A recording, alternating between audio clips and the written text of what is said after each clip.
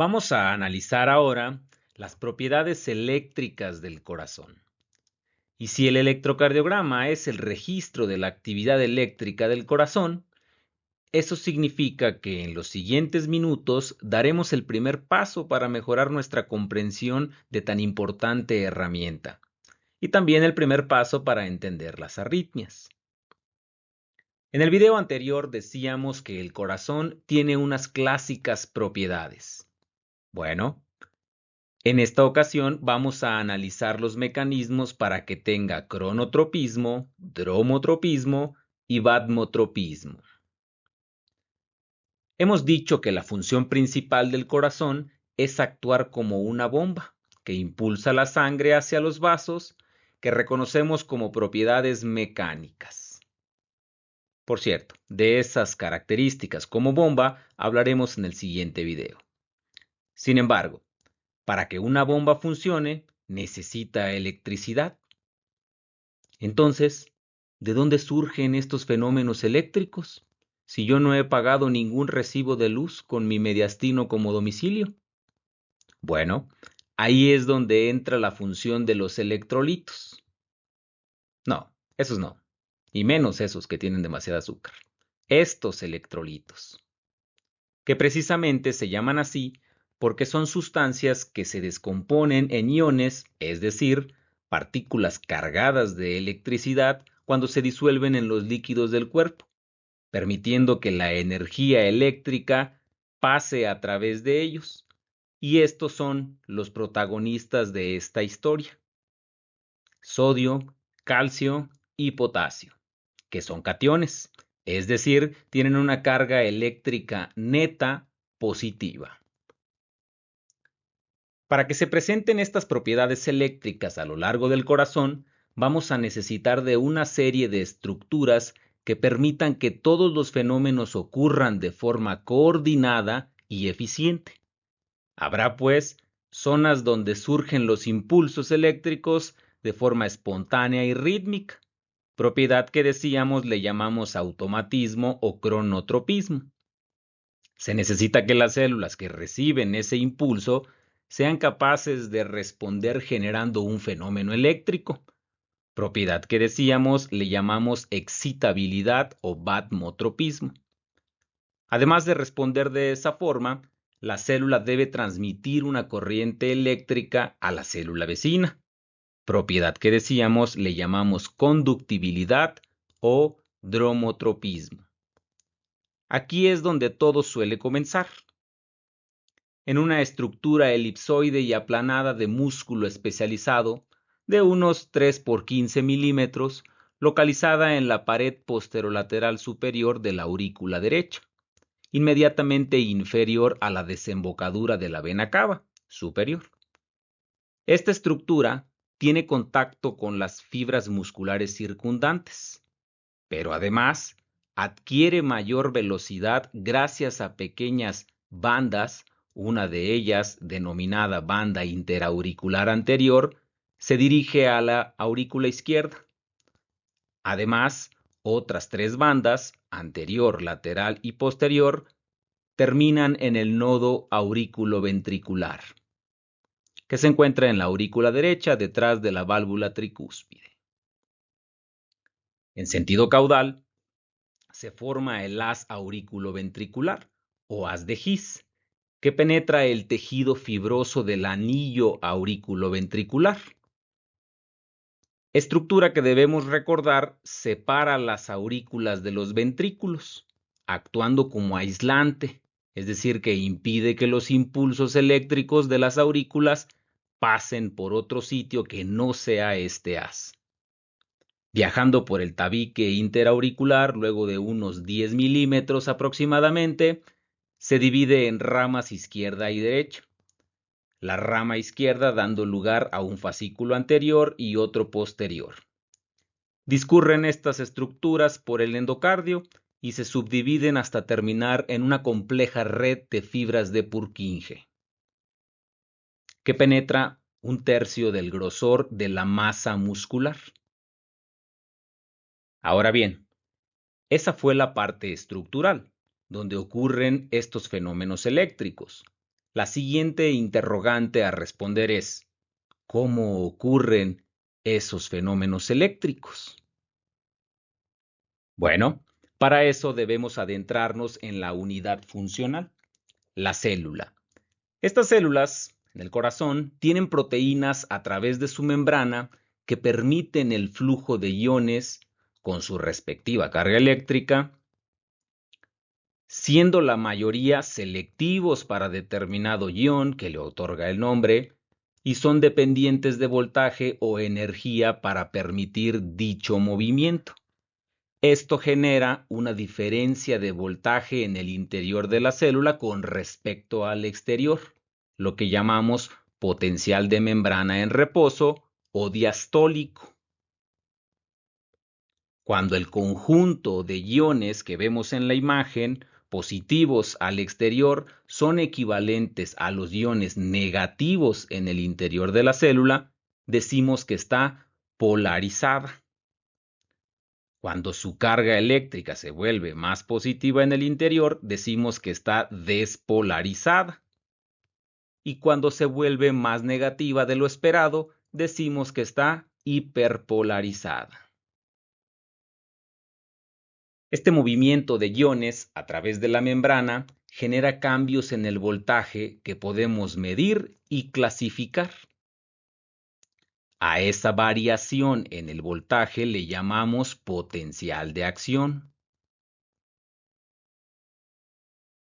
Entonces, como esos cambios en el voltaje dependen de los canales por donde pasan los diferentes electrolitos, si en determinada zona hay menos o más canales iónicos, si estos dependen o no de voltaje, si es sodio, calcio o potasio, todo esto determina diferentes formas del potencial de acción a diferentes niveles, como vemos en la imagen. Si observamos, algunas se parecen. Las que vemos en el recuadro se llaman de respuesta lenta y las otras se llaman de respuesta rápida. Y por eso vale la pena revisarlas de acuerdo a esa clasificación. Comenzamos donde surge la vida, el nodo sinusal. En sus células especializadas ocurren fenómenos que le dan la capacidad de ser el marcapasos y que determinan la morfología de su potencial de acción. Esta morfología la podemos dividir en sus tres fases: fase 0, fase 3 y fase 4. Y sí, falta la fase 1 y 2 en esa secuencia, pero más adelante veremos por qué no las tiene. Ahora, ¿por qué estas diferentes fases?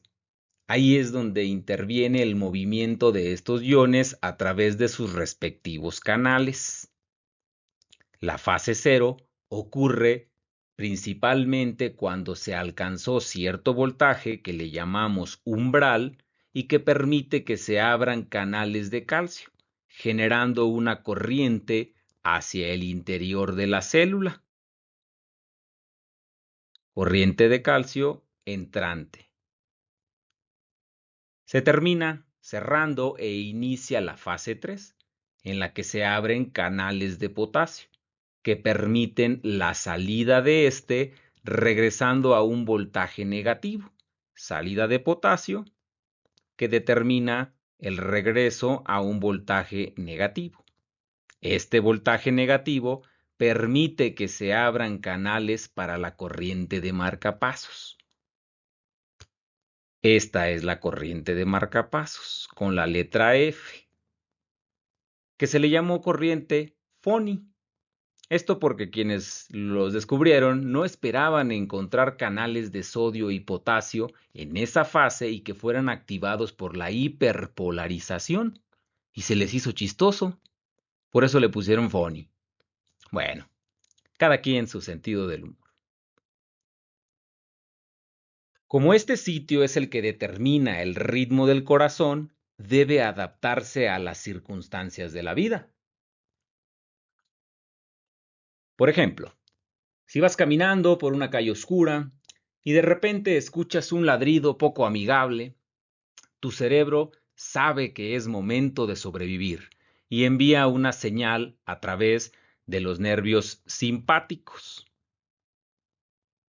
para aumentar la eficiencia de la bomba y abastecer a los músculos que necesitamos para huir o pelear, de preferencia huir. Esto se logra gracias a que el nodo sinusal y el aurículo ventricular tienen receptores beta 1 que responden a la norepinefrina y generan una mayor actividad de la corriente Foni, con lo que se acorta la fase 4.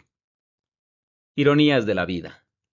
Algo que no es gracioso, activa la corriente Foni a través de los nervios simpáticos. Además, estos efectos sobre los receptores beta 1 también aumentan la velocidad de conducción del nodo auriculoventricular y la fuerza de contracción de los ventrículos. Así como el miedo a un canino enfurecido, también ocurre con el dolor o la fiebre. Aumentan los efectos cronotrópicos e inotrópicos. También puede ocurrir lo contrario. Por ejemplo, si tu pareja te dice, tenemos que hablar, mientras el rencor esculpe el desprecio en su mirada, y quizás tú no tengas la conciencia muy limpia. Entonces, tu cerebro manda la señal a través del nervio vago que libera acetilcolina. Encontrando esta acetilcolina receptores muscarínicos M2 en el nodo sinusal y auriculoventricular, que abre canales de potasio, sacándolo de la célula y retrasa la entrada de calcio en la fase 4, con lo que se prolonga dicha fase. A veces se prolonga tanto que, como no hay latido, te desmayas. Supongo que como mecanismo de supervivencia te desmayas esperando que con eso se le olvide de lo que iban a hablar. Una especie de tanatosis. La tanatosis es cuando un animal finge estar desvivido como última alternativa para evitar ser cazado por un depredador. Bueno, hay otros ejemplos menos hipotéticos como experimentar un sufrimiento emocional extremo que genera un síncope llamado vasovagal o neuromediado, que es muy frecuente. Otros ejemplos de relevancia médica son las maniobras vagales, que precisamente llevan ese nombre porque a través del vago los mecanismos que mencioné pueden frenar algunas taquiarritmias. Regresando a la fisiología. Entonces, surge el impulso en el nodo sinusal y este viaja por el músculo auricular y las vías internodulares. Y lo hace a través de estas llamadas uniones en hendidura. Por aquí pasan iones para seguir despolarizando a las siguientes células. Entonces, las células excitadas le pasan carga positiva por estas uniones y hacen llegar a la siguiente célula hasta su umbral, con lo que también se despolariza. Y así hasta que llega al nodo auriculoventricular. Dijimos, solo por aquí puede penetrar el impulso hacia los ventrículos. Pero como lo ideal es que este impulso se retrase un poco para dar tiempo a que primero se contraigan las aurículas y poco tiempo después los ventrículos. Y como el cuerpo es sabio, por eso el nodo auriculoventricular tiene menos uniones en hendidura y genera un retraso fisiológico. Si entendemos eso, entenderemos que a veces el cuerpo deja de ser sabio y podremos reconocer más fácil este síndrome llamado de Wolff-Parkinson-White, uno de los llamados síndromes de preexcitación. Aquí se puede tener una vía anómala, como esta, y el impulso que viene de las aurículas dice, ¿sabes qué? Yo le voy a dar por aquí, se ve que es más rápido. Entonces llega antes a los ventrículos y los excita antes, los preexcita. Y entonces hasta entendemos el porqué de los hallazgos electrocardiográficos más frecuentes. vemos que disminuye el tiempo entre la despolarización de las aurículas y los ventrículos y se grafica como un acortamiento del intervalo PR. Y en ocasiones, este haz despolariza primero una zona no esperada de los ventrículos y genera una modificación en la parte inicial del complejo QRS, algo llamado onda delta. Entonces, en condiciones normales pasa el impulso por el nodo aurículo-ventricular, después a las de His con sus ramas, después a las fibras de Purkinje, hasta que le llega la electricidad a las células miocárdicas. Aquí es importante señalar que durante este potencial de acción se presentan dos fenómenos que son el periodo refractario absoluto, también llamado efectivo, de aquí a aquí, momento en el que no se puede generar un nuevo potencial de acción.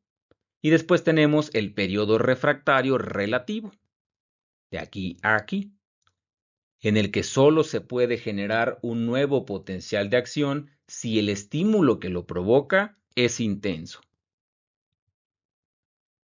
Este voltaje en las células musculares del corazón genera las 5 fases que vemos, desde la 0 a la 4. La fase 0 comienza con esa descarga que le llega, abre los canales de sodio rápidos dependientes de voltaje, que se encuentran en una gran cantidad en este tipo de células. Por ello su capacidad para aumentar el voltaje de forma eficiente hasta llegar al umbral y genera entonces esta espiga inicial. En la fase 1 se cierran estos canales y se abren canales de potasio que generan una salida de este. Por eso vemos una caída parcial del voltaje. En la fase 2 se genera una meseta por efecto sobre todo de la apertura de canales de calcio, aunque también participan algunos de sodio. Esta meseta. Posteriormente, en la fase 3, se abren diversos canales de potasio que favorecen su salida de la célula, provocando que la célula vuelva a su estado de reposo, se repolariza. Ya en ese estado actúan algunos canales que permiten que los iones vuelvan a su distribución habitual, eso que llamamos potencial de membrana o diastólico. Lo vemos alargado porque tiene esa función, dar tiempo suficiente para la diástole, un fenómeno mecánico que vamos a analizar en la siguiente sesión. Deberíamos preguntarnos, ¿por qué se le da mayor importancia a este potencial de acción en las células contráctiles? Bueno, aquí vemos parte de la explicación, porque el electrocardiograma de superficie solo puede registrar la actividad eléctrica que ocurre en las células musculares, porque son muchas, y no en las vías de conducción. Por eso decimos que la onda P representa la despolarización de las aurículas. El QRS representa la despolarización de los ventrículos. La onda T, la repolarización de los ventrículos. No hablamos de la despolarización del nodo sinusal o auriculoventricular.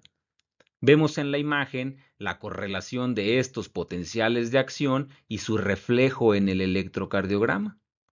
Tomando en cuenta esto, sabemos que si estos mecanismos fallan para el potencial de acción, se pueden evidenciar en este estudio. Así, por ejemplo, sabemos dónde es cada forma del periodo refractario. De aquí a aquí, el periodo refractario absoluto, y a la mitad de la onda T, hasta que termina el periodo refractario relativo. ¿Y eso por qué es importante en la práctica? Bueno, porque por ejemplo, si se despolarizan los ventrículos de manera prematura, como aquí, en un momento fuera del periodo refractario suele ser menos grave. Sin embargo, si esto ocurre en el periodo refractario relativo, a esto se le llama fenómeno de R sobre T, vemos que se genera una onda R encima de la onda T. Y esto, sobre todo en un corazón enfermo, es de peor pronóstico. En primer lugar, porque el estímulo que lo provocó ocurre en un momento vulnerable y puede generar un movimiento circular en diferentes zonas del miocardio, y por tanto puede perpetuarse el mecanismo. Y en segundo lugar, porque dijimos que para que una célula se despolarice en un periodo refractario relativo, el estímulo debe ser intenso. Esto puede generar que esa despolarización ventricular anormal se mantenga y no permita una adecuada contracción de los ventrículos y puede llegar a ser fatal. Otro aspecto práctico, por lo que debemos reconocer esta parte de la fisiología. Y es que si identificamos estos fenómenos iónicos en sus diferentes fases, será más fácil entender por qué el señor Vaughan Williams clasificó por su principal mecanismo de acción a los antiarrítmicos. Algunos actúan sobre canales de sodio, otros sobre esos receptores beta 1 de los que hablábamos, otros sobre canales de potasio, otros sobre canales tipo L de calcio. Entonces, sabremos cómo modifican el potencial de acción para ejercer su efecto, como en esta imagen de los clase 1C, como la propafenona o la flecainida. Bloquean canales de sodio, por tanto interfieren con esta fase cero y eso genera que se retrase la despolarización y también la repolarización de estas células. Los de la clase 3, como la miodarona, bloquean principalmente los canales de potasio. Por tanto, tarda más en presentarse la repolarización, como vemos aquí en la imagen punteada. Los de clase 2 y 4 actúan directa o indirectamente sobre canales de calcio en el nodo sinusal o aurículo ventricular. También sobre la corriente Foni y así prolongan la fase 0 y la 4 del potencial de acción en este nodo. De esta manera, también será más sencillo recordar los efectos adversos que estos fármacos pueden provocar en el corazón y también la importancia de monitorear la respuesta a estos tratamientos. Incluso la fisiología, también la filosofía, nos ayuda a comprender situaciones más complejas. Aquí, un caso como una de las principales canalopatías, el síndrome de Brugada, en el que se pueden afectar canales de sodio, potasio o calcio, y típicamente genera que se prolongue la despolarización en la zona epicárdica. Y esto condiciona una imagen conocida como aleta de tiburón. Otro ejemplo práctico. Si analizamos ese potencial de acción color verde que representa la despolarización de las aurículas, primero la izquierda y después la derecha, entonces entenderemos los criterios del crecimiento de estas aurículas, dependiendo de la morfología que adopten. Entonces puede haber crecimiento de estas aurículas, crecimiento de la aurícula derecha, en esta zona se va a reflejar la llamada P pulmonar o crecimiento de la aurícula izquierda, la llamada P mitral. Una arritmia muy importante como lo es la fibrilación auricular puede comprenderse mejor si entendemos la fisiología. Aquí habrá diferentes sitios en las aurículas que generan impulsos, que tendrán por tanto diferentes direcciones y voltajes, algunos pudiendo pasar a los ventrículos y otros no. Entonces lo harán de forma irregular. Entonces, clínicamente el paciente tendrá unos ruidos cardíacos y unos pulsos irregulares, que esto se va a reflejar en el electrocardiograma en el llamado RR irregular. La distancia entre una R y otra va a variar mucho. También veremos que no se genera la onda P, En su lugar aparecen una serie de ondas caóticas llamadas ondas F. Si no hay una adecuada propiedad eléctrica, entonces tampoco habrá una adecuada propiedad mecánica. Si las aurículas no se contraen, el volumen en ellas tiende a estancarse y la éstasis forma parte de la triada de Virchow que se asocia al desarrollo de trombos, que estos pueden migrar a la circulación. Es por eso que uno de los riesgos del paciente con fibrilación auricular es el embolismo y por tanto, parte del tratamiento puede incluir anticoagulantes. Otra forma de aplicar estos conocimientos de la fisiología es con una condición también de importancia médica. Cuando alguna enfermedad, por ejemplo, la cardiopatía isquémica, genera daño considerable al nodo auriculoventricular en alguna de sus zonas, puede bloquear por completo el paso del estímulo hacia los ventrículos, porque dijimos, de manera fisiológica, solo por ahí pueden pasar. Entonces, se va a reflejar en el electrocardiograma con este fenómeno llamado disociación auriculoventricular. Como ya no se conectan, básicamente se divorcian las aurículas de los ventrículos y cada uno por su lado sigue con su vida. Entonces, vemos que hay una despolarización de las aurículas con su ritmo habitual entre 60 y 100 y los ventrículos se despolarizan con una frecuencia determinada por la zona que genere el impulso, menor a 60, en este caso alrededor de 40 por minuto. Por tanto, puede disminuir la eficiencia de las propiedades mecánicas y se requiere de la colocación de un marcapasos para simular la despolarización fisiológica de los ventrículos. Regresando a lo normal. Si el impulso eléctrico pasa a través del nodo auriculoventricular, llega a las de His, sus respectivas ramas y a las fibras de Purkinje, comienza la despolarización de los ventrículos. Y esta transmisión, dijimos, se logra por las uniones en hendidura y en la mayoría de las veces va a seguir un orden que es importante reconocer. Primero, el tabique interventricular de izquierda a derecha. Después viaja por la región anteroseptal hacia el ápex. Posteriormente, por el grosor de los ventrículos desde el endocardio hacia el epicardio. Recuerden que las fibras de Purkinje solo penetran hasta 1/3 del espesor de estos ventrículos. Por eso sigue esa dirección y finalmente llega el impulso a la porción posterior de la base del ventrículo izquierdo.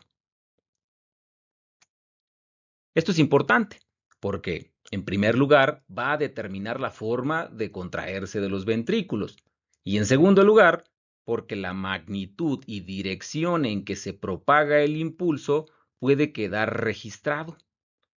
Le llamamos vector. Y así entenderemos las características de las ondas del complejo QRS.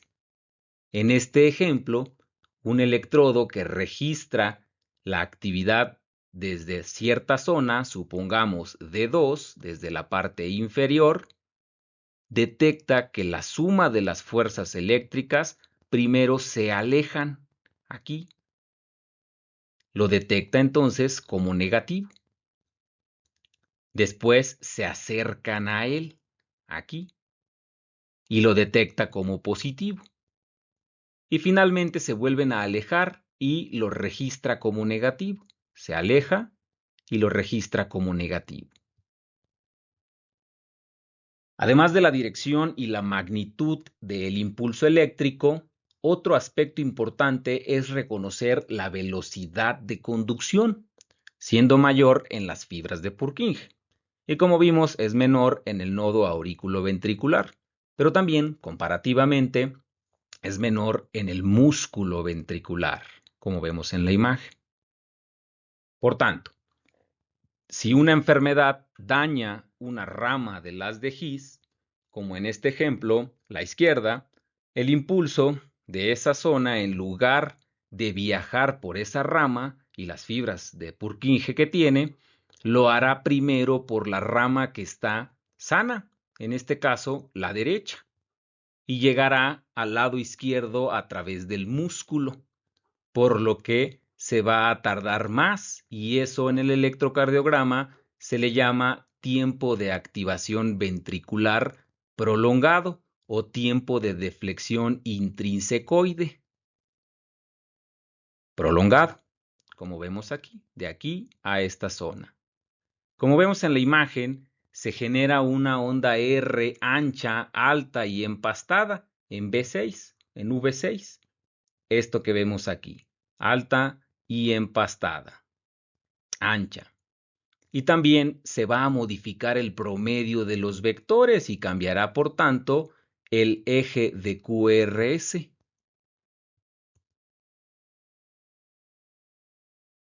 De esta forma se distribuyen las fuerzas eléctricas hasta el total de las células musculares. ¿Y esto para qué? Para que este estímulo en ellas determine una serie de procesos que generan ahora las propiedades mecánicas del corazón, que hacen que éste funcione como una bomba. Pero aún no se vaya. Como en los videos previos, les he hablado de algunos mecanismos para aprender mejor. Déjenme hablarles de otro. Y ese es enseñando. No de esa forma de enseñar que están pensando, no. Enseñándole a los demás lo que has aprendido. Porque desde hace algunas décadas ya lo decía el escritor francés Joseph Joubert. Enseñar es aprender dos veces. Ese efecto sobre el aprendizaje se hizo muy conocido por el psicólogo y pedagogo estadounidense Edgar Dale. Desarrolló el cono del aprendizaje o cono de Dale, en el que representaba los efectos del aprendizaje pasivo versus el activo, siendo este último el que mayor retención de la información genera.